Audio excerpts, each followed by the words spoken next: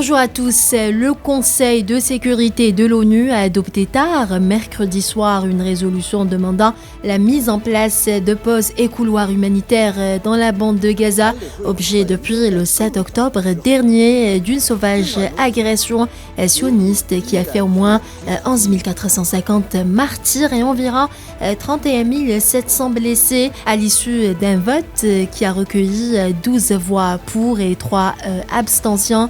États-Unis, Russie et Grande-Bretagne. L'entrée de l'armée d'occupation sioniste dans l'hôpital Shifa à Gaza est absolument inacceptable, a déclaré Tedros Adhanom Ghebreyesus, directeur général de l'Organisation mondiale de la santé, lors d'une réunion d'information à Genève. L'ambassadeur de Palestine en Algérie, Fayez Abou Aïta, a affirmé mercredi à Alger que l'Algérie, qui abritait en 1988 la proclamation de la création de l'État de Palestine, a toujours été un véritable soutien pour le peuple palestinien qui ne se soumettra pas à l'occupation sioniste et poursuivra sa lutte jusqu'à la libération de ses territoires et l'établissement de son État indépendant. Voilà pour ce qui est des derniers développements en Palestine. Dans le reste de l'actualité, en Chine, 25 personnes sont mortes et plusieurs dizaines ont été hospitalisées après un incendie jeudi dans un bâtiment d'une entreprise de la province du Shaanxi.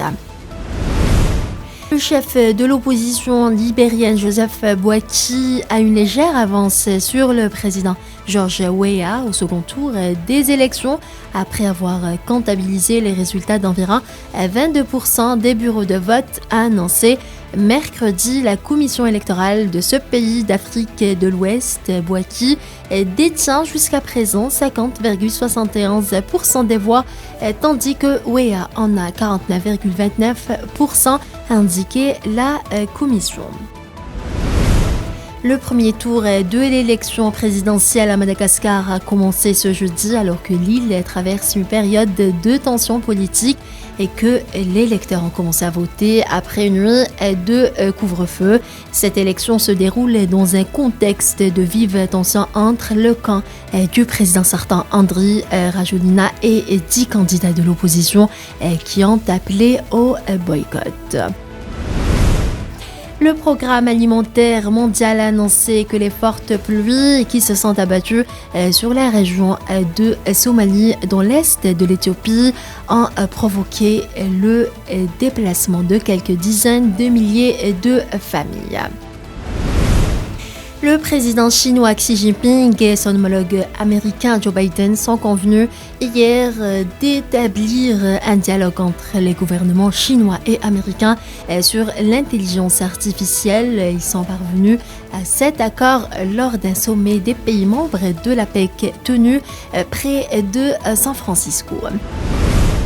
Au moins 64 migrants en provenance du continent africain ont disparu en mer suite au naufrage d'une embarcation au large du Yémen, a rapporté l'Organisation internationale pour les migrations. Le gouvernement burkinabé a annoncé hier la création d'un groupe spécial d'intervention de la police nationale afin de renforcer la lutte contre le terrorisme. Et puis, la défense aérienne russe a détruit et intercepté ce jeudi 5 drones ukrainiens au-dessus de la Crimée et de Briansk, a fait savoir le ministère russe de la Défense. Voilà, c'est la fin de ce bulletin d'information. Merci à vous tous de l'avoir suivi. À demain.